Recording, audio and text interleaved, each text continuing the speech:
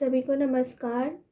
मैं Hemlata Verma HC² Hemlata coaching classes में आप सभी का स्वागत करती हूँ। आज हम ट्रिग्नोमेट्री के जो बेसिक फॉर्मूले होते हैं उन्हें सीखेंगे, क्योंकि अब उनके बिना हम आगे अपना काम नहीं कर सकते। नंबर 1 है cosec theta.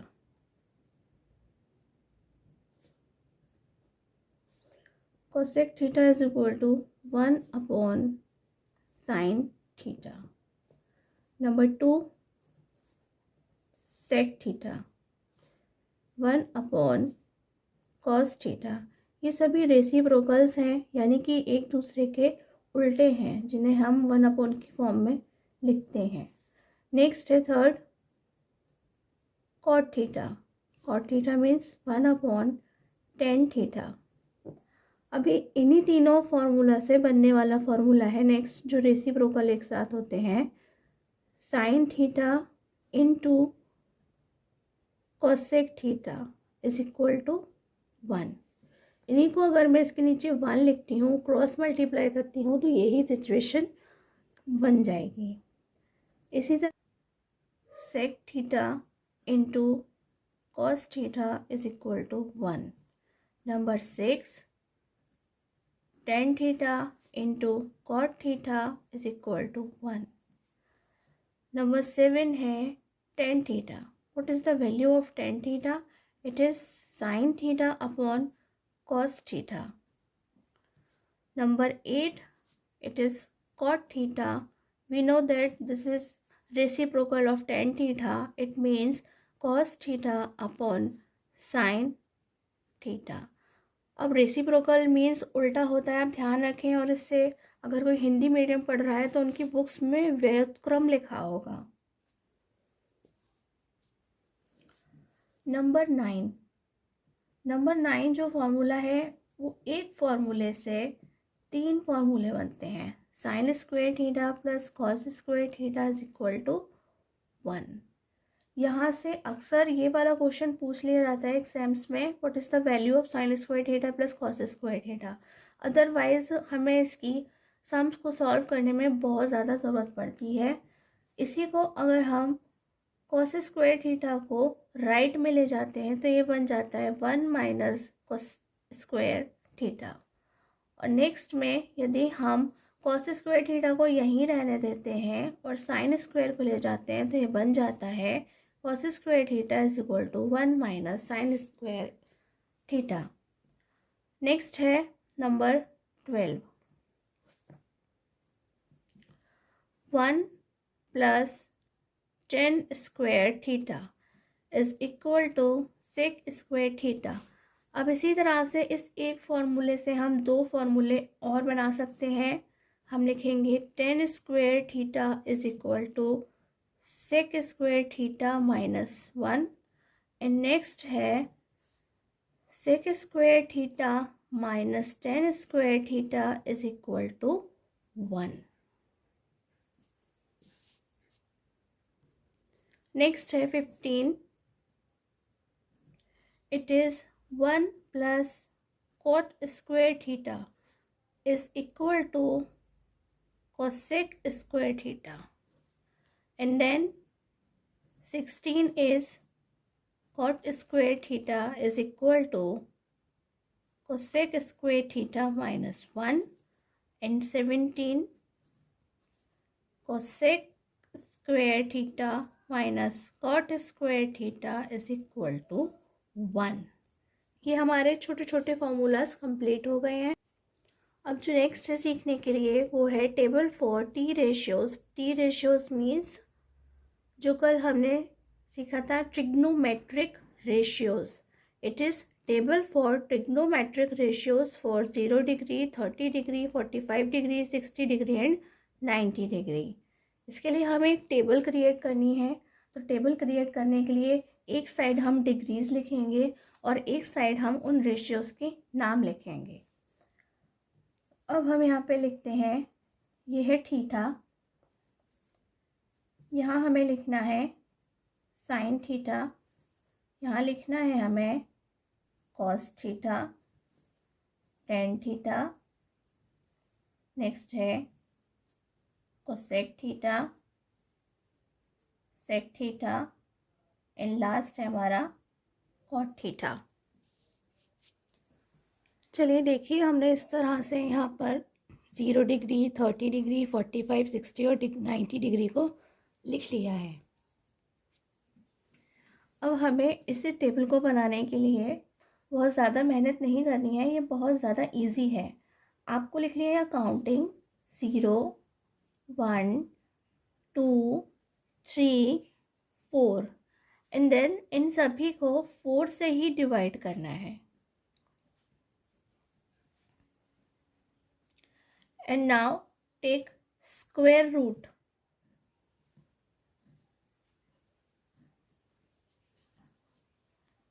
and then solve it. It is 0, it is 1/2 and इसे हम कट कर देंगे, ये रह जाएगा √1/2 और इसे सॉल्व करने पर 1 का रूट लेंगे तो 1 ही आएगा और ये रह जाएगा √2।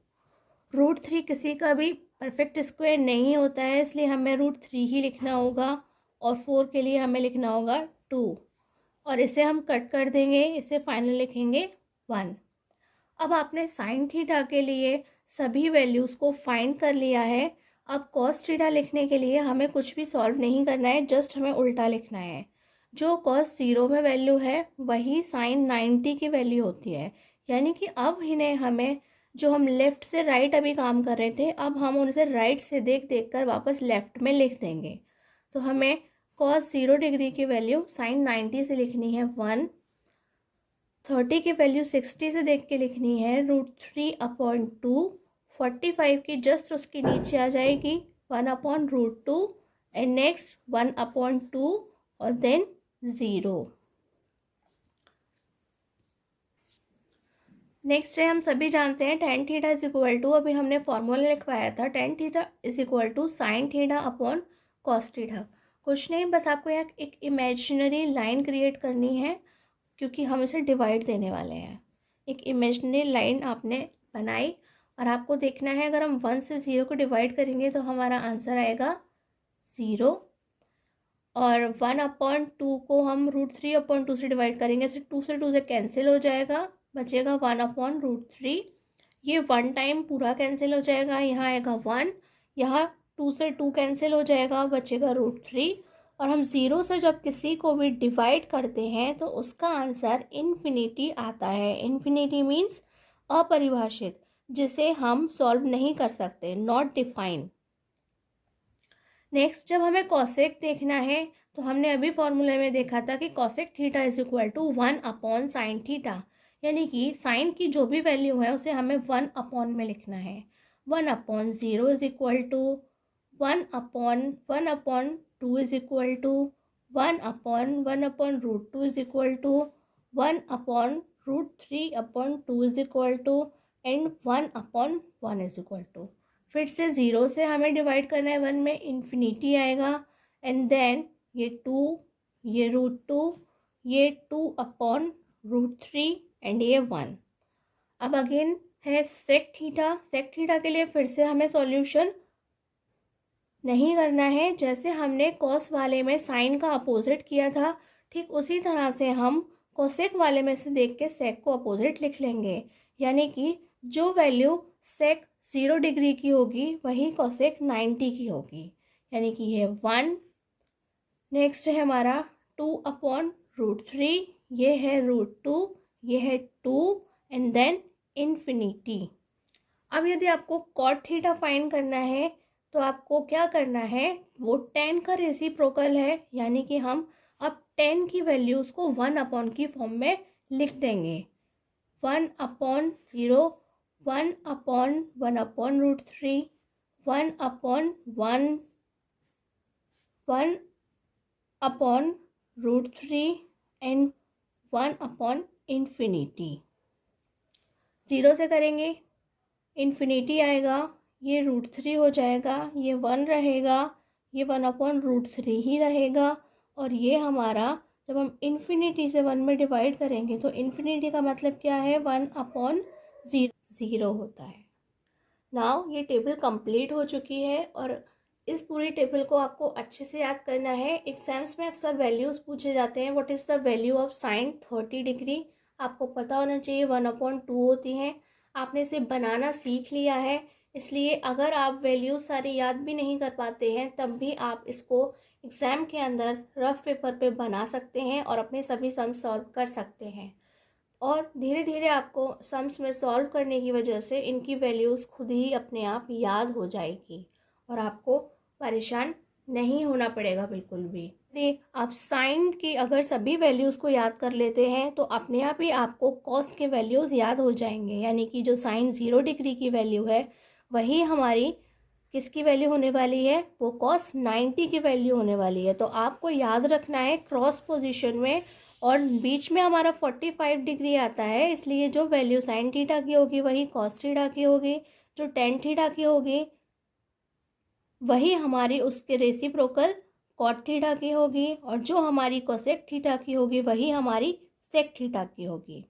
इसी तरह से आप साइन थीटा याद कर लेंगे तो आप इजीली कोसेक की वैल्यू भी अपॉन करके बता सकते हैं, वो उसका रेसिप्रोकल है।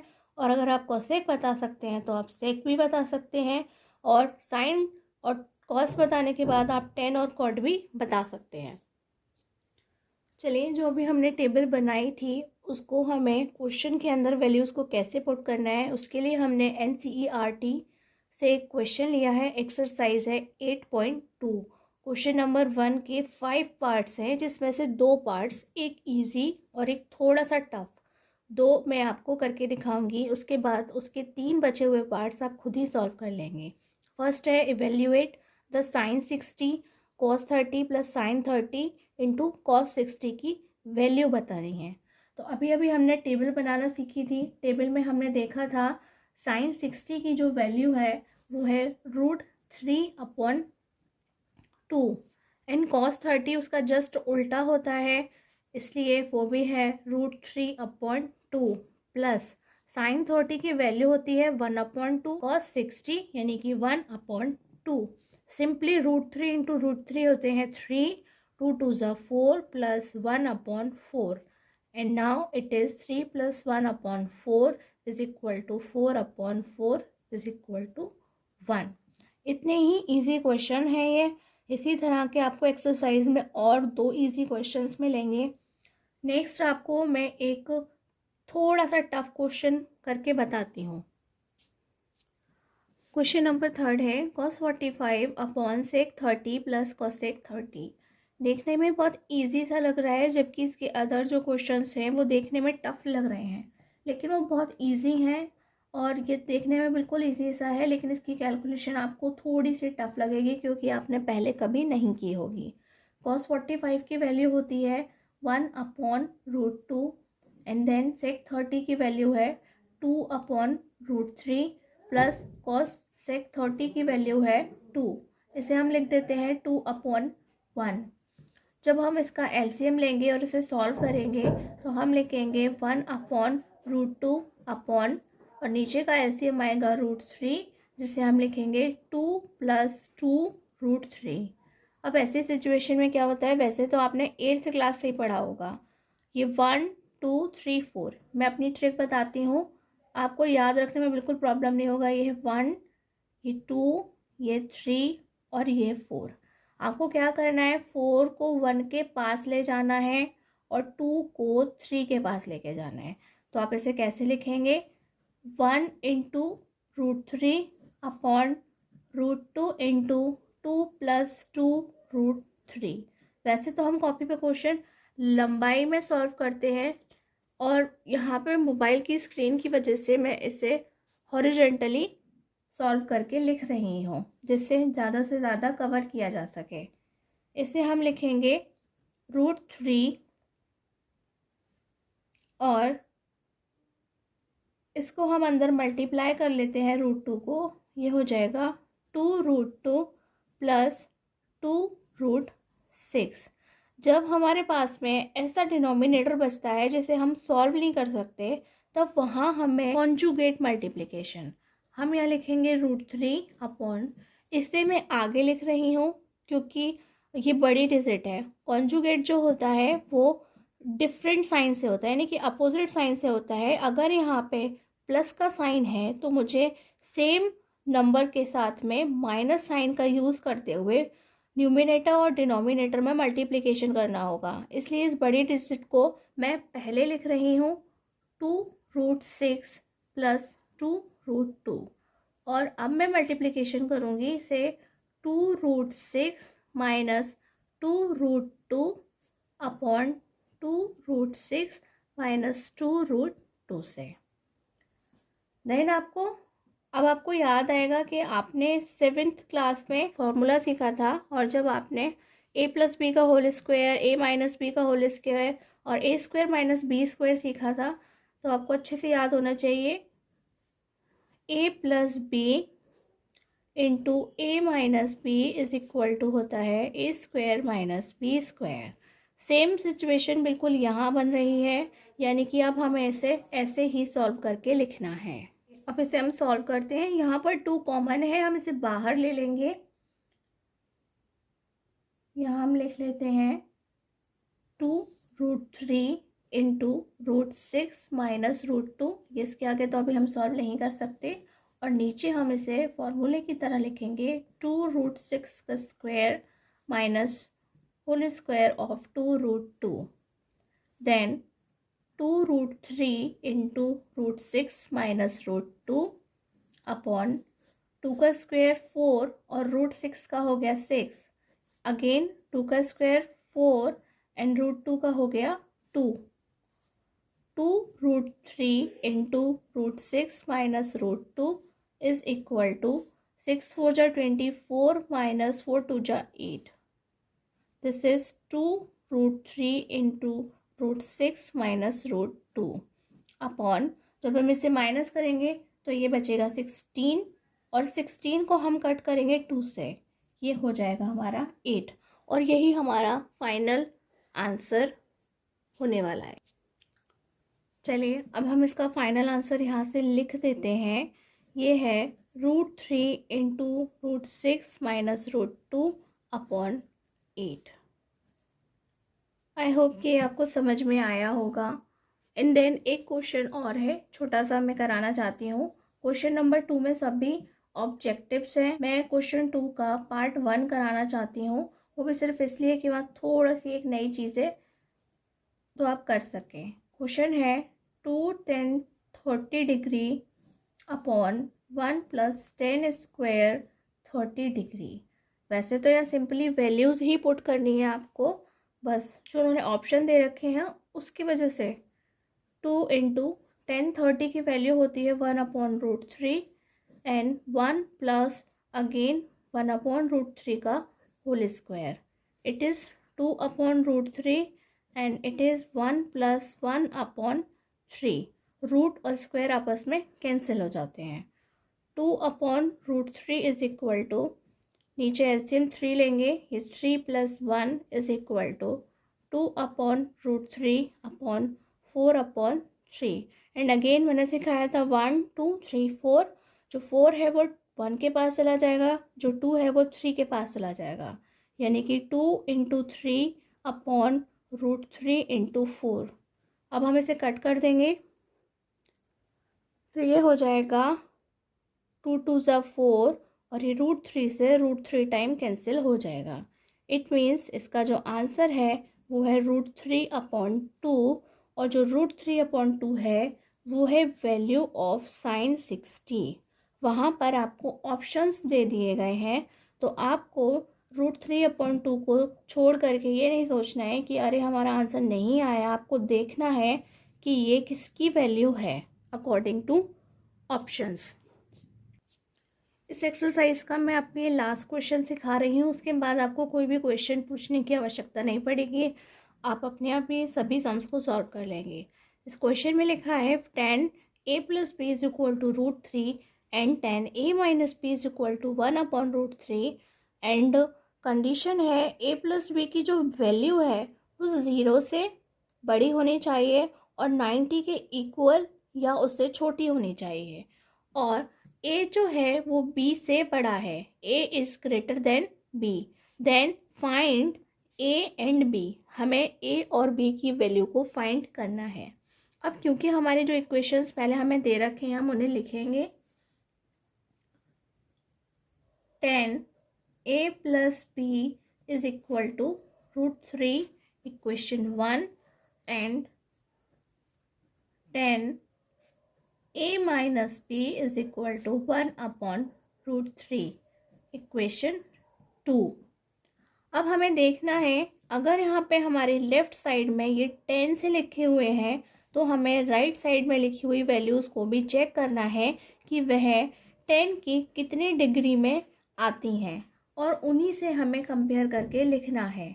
तो हम लिखेंगे बाय इक्वेशन फर्स्ट, यानी कि हम पहले इक्वेशन फर्स्ट पे काम कर रहे हैं। 10a plus B is equal to 10 60 degree. √3 जो है वो 10 में 60 डिग्री की वैल्यू है। Now this is equation 3। अब यदि किसी को लगता है कि मैम सब कुछ इंग्लिश में ही करा रही हैं तो याद रखें इस लाइन को आप क्या लिखेंगे, जैसे हमने बाय इक्वेशन फर्स्ट लिखा है तो हिंदी मीडियम लिखेंगे समीकरण 1 से।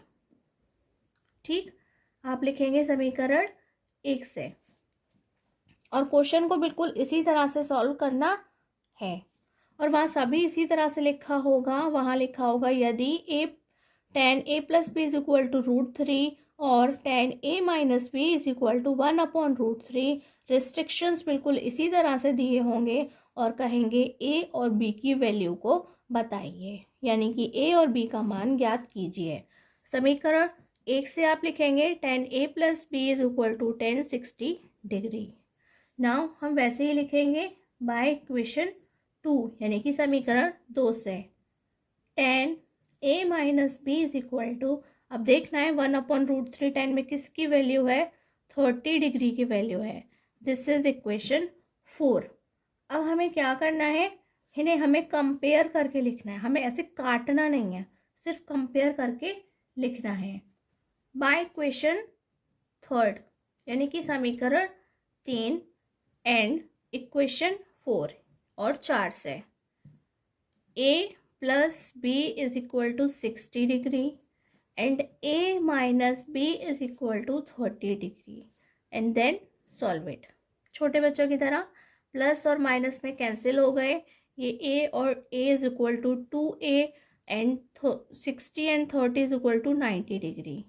Now cut it, a is equal to 45 degree. अब हमें यहाँ लिखना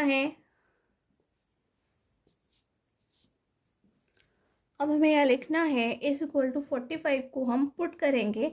आपको जिसमें भी सॉल्व करना आसान लगे आप उसी इक्वेशन में से रख सकते हैं। जैसे कि हमने यहाँ पे इक्वेशन 3 से लिखा था a plus B is equal to 60 degree, मैं यहाँ पर इसी की वैल्यू लिख सकती हूँ।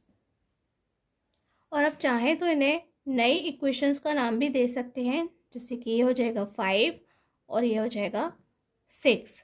तो हम लिखेंगे put the value of a in equation 5। यदि आप 6 में रखना चाहते हैं तब भी आंसर सेम ही आएगा, और यदि हिंदी मीडियम है तो वह लिखेंगे a का मान समीकरण 5 में रखने पर। अब हम लिखेंगे a की जगह 45 degree plus b is equal to 60 degree, b यहीं रहेगा और 60 minus 45 degree, it means b is equal to 15 degree. ये हमने a और b दोनों की ही वैल्यू को फाइंड कर लिया है और इसे अब हम एक साथ लिख देंगे। a is equal to 45 degree and b is equal to 15 degree where a is greater than b। हमारे क्वेश्चन में कंडीशन थी कि a की वैल्यू बड़ी होनी चाहिए और बी की छोटी होनी चाहिए। अब इस एक्सरसाइज के अंदर कोई भी क्वेश्चन ऐसा नहीं है जो मुझे बताना पड़ेगा, आप सभी अपने आप कर लेंगे। सो स्टूडेंट्स, आज की क्लास आपको कैसी लगी हमें ज़रूर बताएं। नमस्कार, धन्यवाद।